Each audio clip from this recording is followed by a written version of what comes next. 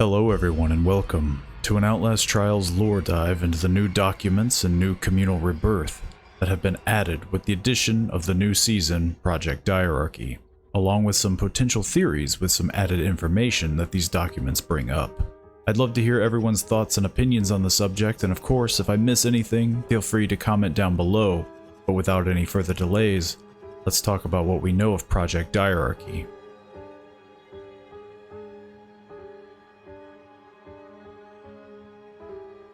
The Crest twins, being the Buffalo Minotaur, are one of the grand reveals of Season 4, but along with their introduction, it saw the reintroduction of the Rebirth program, which we'll go into further details later. With its reintroduction, however, came the removal of a figure that had long since been put on display, and that was Amelia. Though we won't go into her full story, as I feel that subject deserves its own video, we'll recap some of the details of Amelia. She was a reagent much like the players are, who managed to escape the trials and help assist other reagents to escape themselves. She became a figure of liberation and freedom to leave behind the cold gray walls of the Senyala facility and work towards regaining control, and as thus became a very dangerous enemy to Dr. Easterman, Senyala, and Project Lathe. Inevitably, she is captured by the security team of Senyala, though not without doing some damage, as Clyde Perry is sawed in half by a tram and by all accounts killed, though some theories online assume that he could have potentially survived and might even make a return, to which I leave that to your imagination and discussion in the comments. Rather than kill Amelia and make her a martyr, they string her up and close the Rebirth program to teach the reagents a lesson about those who attempt to escape to perform similar feats of heroism. Shortly before Season 4, this is also when we see people carry her mantle, writing down in trials, "I'll be back," signed A, and her being taken down to be sent in for medical care, as her survival is paramount.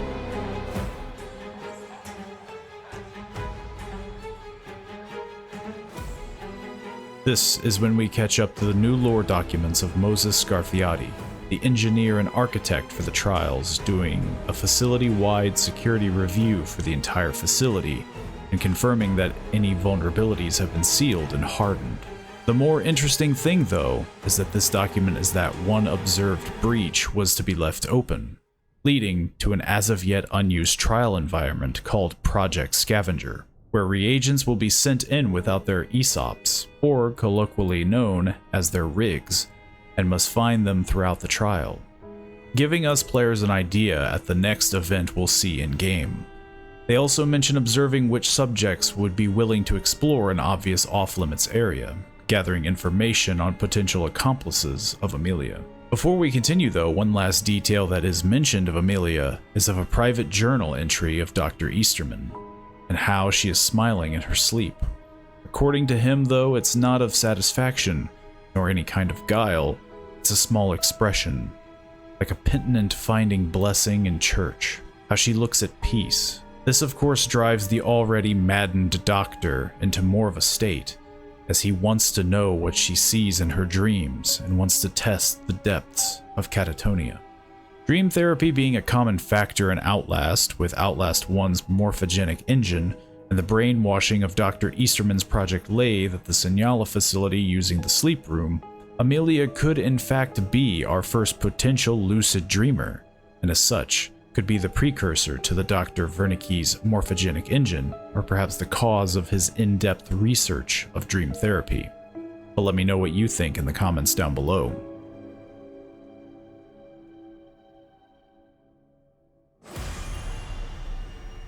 At the end of Season 3, we learn more about Avellanos, the facility's supervisor, though her role might be of a much higher importance than we know of. She writes a letter to a Silas Knisley, a member of Mount Massive Asylum's Human Resources and Corrections Department, to where she desires a source of subjects for Project Lathe, as they've had setbacks in the collections department with the death of Clyde Perry. They've worked with them before, giving us the experimental population we now see in-game, or X-Pops, as they are more likely to be known as, though I plan to cover them in greater detail in a future video. Upon Season 4 though, we see a reply from Knisley stating how he's curious of what has been going on at Signala, and that his department was tasked with supplying support for Dr. Wernicke's travel to Haiti following his time visiting Project Lathe with a provocative degree of secrecy, which we'll talk about soon. But he also mentions Dr. Newhouse, and how they'll agree to an exchange of patients, including one young lady that has a bit of experience with Dr. Wernicke. One such patient could be Shirley Pierce, a patient till 1964, and spoke of a Dr. Newhouse and government men joining the staff in Outlast 1, and could have further implications to the future of the game.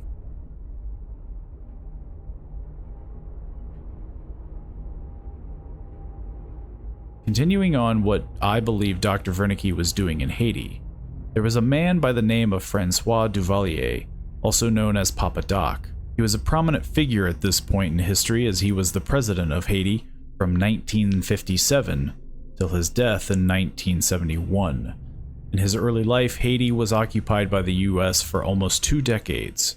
Despite his hatred for the US, Duvalier went to study medicine in the US. After his studies, he returned to Haiti, active in a United States-sponsored campaign to control the spread of contagious tropical diseases, helping the poor in Haiti, thus giving him the name Papa Doc, which encouraged people to believe his prowess as a voodoo priest. Moving on to 1957, Haiti was bubbling over into a possible civil war when Duvalier would then run for president and would soon get elected on grounds of rebuilding and renewing the country. But once elected, he exiled most of his opponent's major supporters, and after thwarting 3 Haitian army officers and 5 American mercenaries, this caused great distrust, and thus eliminated the country's army in favor of his own militia of national security volunteers, which is commonly referred to as the Tonton Macoute, after a Haitian Creole boogeyman, and soon became his secret police. Turning to the most important detail, though, is Duvalier's heart attack in 1959, where he was comatose for 9 hours, after which he woke up from. He viewed himself as Baron Samedi, the voodoo spirit of death and the afterlife, and begun to model himself after Baron Samedi. He would soon thereafter become even more ruthless, making himself into a dictator and even stating that he himself was a god, replacing many of the words in the Lord's Prayer with his own name. Not only do these subjects of politics appear in later documents that we'll be delving into, but the fact that after his heart attack he is seemingly transformed into another person, almost as though he had undergone a similar program as the reagents do in Project Lathe. Dr. Wernicke, I believe, has had a hand in either this transition, or is at least fascinated by the change that a human can go through, as Dr. Wernicke has already expressed his interest in Project Lathe and eventually his own program with the morphogenic engine, the extreme mental states that are needed to make it work. The interest in voodoo as well comes to mind, as Dr. Easterman himself makes a note of Dr. Wernicke's similarities to that of a shaman. Perhaps this is entirely coincidental, but I have reason to believe that Dr. Wernicke wished to utilize, or at least understand, voodoo with its importance to things like zombies. Not the flesh-eating zombie, but one that is used to put people into states of zombification through the use of potent poisons and inducing them in death-like comas. As to what it means, I can't say for sure. Will it be something that we see in the future, in our trials, or perhaps in something else?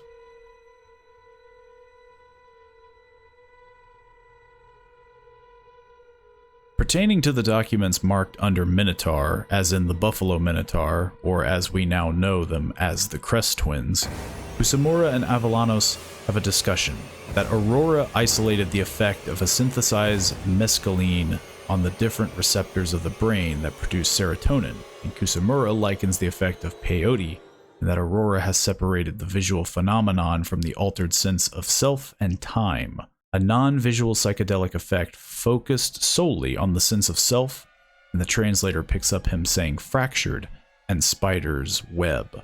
Continuing that this Crest precursor creates long-term fissures in the personality that can be filled with brainwashing. This all means that with this Crest precursor, reagents will take to reform much easier, though there are side effects: vomiting, physical weakness, and a vague but overwhelming sense of hopelessness. Their interaction ending with Avellanos wanting someone to tell Kusamura that she doesn't want to hear about his research from voices outside Signala, such as MK Ultra directors Gottlieb, and if she does, that there will be consequences. In a separate meeting between Avellanos and Easterman, they discuss how the Crest twins need to become the new prime asset, though Easterman shares his concern about the risk of losing any of Aurora's time in the lab, though he then mentions her work on psychedelic drugs for his own personal use. Avellanos, though, explains to Easterman that Kusamura thinks that they'll be able to administer the dosage of Crest precursor more effectively in person, Easterman being fully committed to the idea of putting them in the trials, but then talks of the methods, secondary political influence with Otto's skills in politics and Aurora's gift in chemistry of mind-altering drugs to brainwash that their services could be sold for massive amounts of money to the CIA.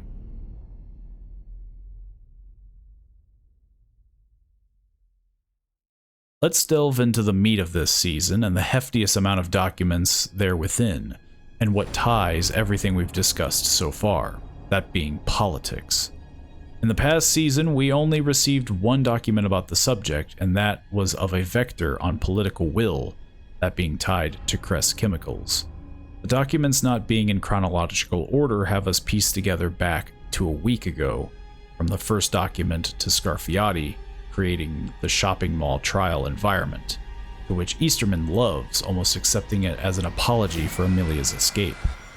Scarfiotti states how it's perfect for a trial, being it's already a synthetic environment, a diorama of downtown shopping experience. Though he is still confused at its relevancy to the political angle to which Dr. Easterman mentions the televised presidential debates, which at this point in history is the very first televised presidential debate between U.S. Senator John Fitzgerald Kennedy running for president against U.S. Vice President Richard Nixon. This created a minor rift with the people, as many believe that they would only vote for what they saw on television compared to what they were actually saying via radio. They would then compare on how those listening to radio were more likely to vote for Nixon, while people who watched the debates on television were more likely to vote for Kennedy, linking into Dr. Easterman's following statement. Anything you put in a store window is for sale. Television will turn politicians into products. Scarfiotti is still very much confused, but Dr. Easterman continues to state it's a cathedral to consumerism, and that this brutalist concrete box functions as a cradle. A few days later, we see the discussion on Fritz Haber and how Aurora and Otto Kress seemingly knew this man, Kusamura being taken aback as he is his #1 fan and would love to see some of their past letters. The importance of Fritz Haber, though, and why Kusamura is such a fan of his work is not of the good Fritz did, but the atrocities he committed through the development of chemical warfare during World War I. Here we learned that Kress Chemical helped supply Fritz Haber's chemical warfare, and that he was working on an alternative to methylene dioxymethamphetamine. And during the same day, we get a document discussing the National Socialist movement and how it was focused on drugs and fear, how the Nazi leadership and soldiers were consuming vast quantities to perform better. Moving on to the topic of Hitler, and how though he was a short, twisted, and ugly drug addict, he still managed to rise to power and conquer, thus resulting in Otto wanting to rise to power in the same fashion, thus causing their downfall. Though at this point you may be wondering how did they get away with it for as long as they did. This has us return to the vector on political will, but after that discussion continues on how Kress Chemical is a supplier for Murkoff and of the US military. That nobody would want them out of commission as it would have damaged thousands of people's lives, putting them out of work and supply chains. Thus, she reached out to Clyde Tolson, the associate director of the FBI at the time and deputy of FBI Director J. Edgar Hoover, and made a deal to help him cover up the mess, and in exchange, they get to keep Otto and Aurora.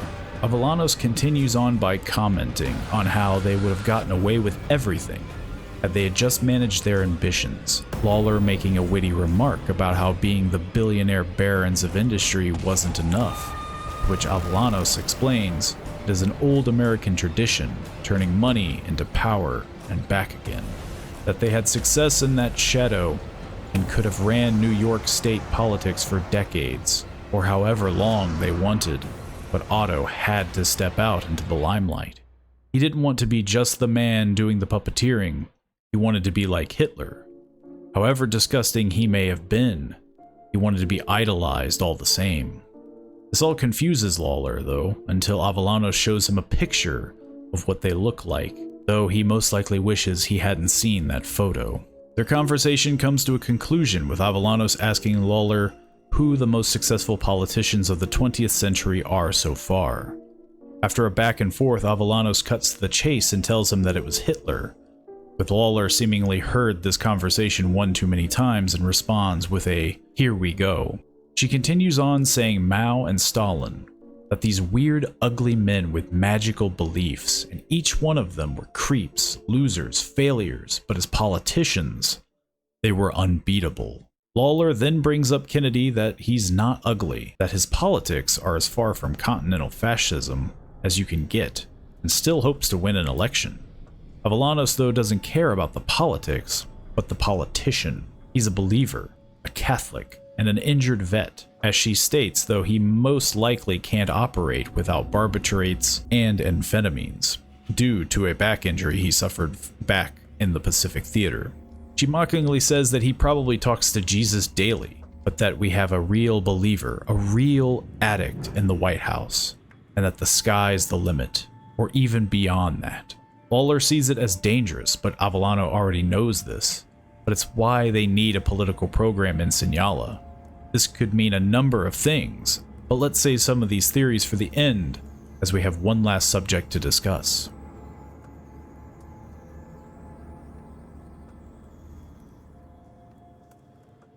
With Season 4 came the introduction of Communal Rebirth, and the reintroduction of Rebirth as a whole. As of Season 3, it was shut down altogether with the prior escape and revolt of Amelia.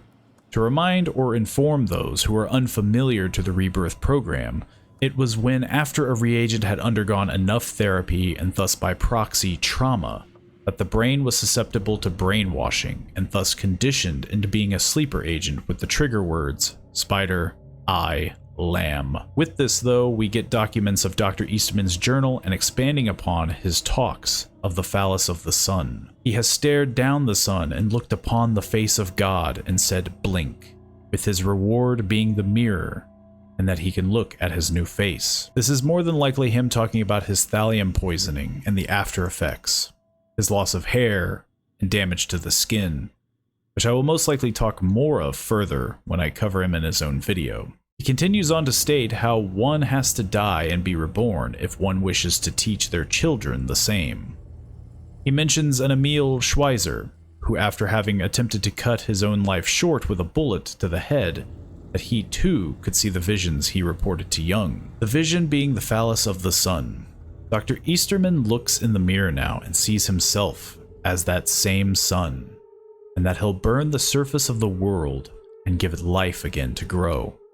Clearly his ego is spiraling out of control as he sees himself much like similar men that we've mentioned, as a god. Reading more of his journals, we see a random amalgamation of letters and a stray number, to which, after 3 hours of rest for the crest MIVM, which stands for Mirror Image Visual Morphosia, that these random writings were him attempting to write with reversed vision and trying to write I'm attempting. He observed himself under its effects and found that the image of his reflection was more true than his real body, and that communal rebirth is now possible, administering crest MIVM, and that in sufficient doses, it distances their mind to their physical bodies, and that now Scarfiati saying it's safe again, that rebirth will recommence. In-game, the way that this works is that everything in the trial is just in reverse, and that once completed we will see a newspaper of possible events all around the world of the actions of the sleeper agent, that agent being our reagents. Though they cause a lot of damage, this is admittedly a bit disappointing compared to past seasons with actual cutscenes, but having amazing potential with how widespread these events are.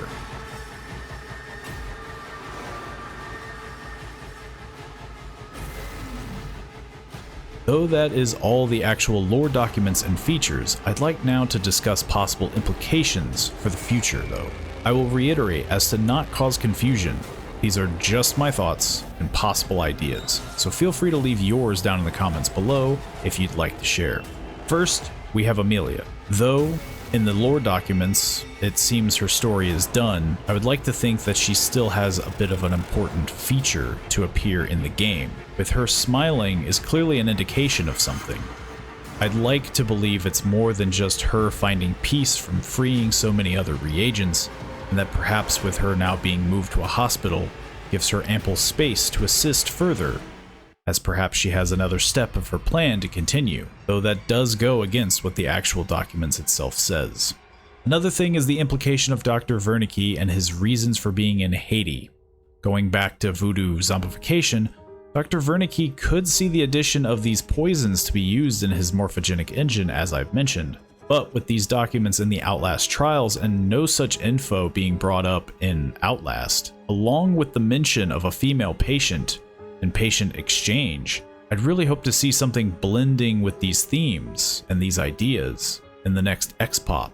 Perhaps versions of other XPOPs but zombified and more roaming. Or maybe just an XPOP with the ability to zombify reagents. Perhaps much like the Pusher, they could apply gas and thus the player could almost lose control of their character. But these are just ideas, as this could be nothing, or perhaps even something leading us into the supposed PvP aspect of the game. Finally, I'd like to talk about my thoughts of the implications of Senyala bringing in a political program. This could be a potential hint, perhaps something in the future of how Red Barrel wishes to plan out future updates, by perhaps making polls for which we, the player, can vote and maybe shape the future of the game ourselves. By voting for either new maps, XPOPs, prime asset ideas, or really anything. With the addition of voting, they'd be able to gather our thoughts and desires and better shape the game, or the votes could be something actually in-game, much like the Trial Maker. It could be a system of the reagents voting for things or maps to add or remove to shape their trials how they see fit. Again though, these are just my thoughts and theories, but I'm curious to see more. That is all I have for now, but in the meantime let me know what your thoughts and theories are, as I'd love to hear them. Let me know if I missed any details, and don't forget to subscribe to stay up to date on future videos. Some videos being Let's Plays, some being these lore and theory videos that will be posted at least once a week. Don't be afraid to let me know some other subjects you'd be interested in seeing either, and hopefully I see you all in the next video. See you then.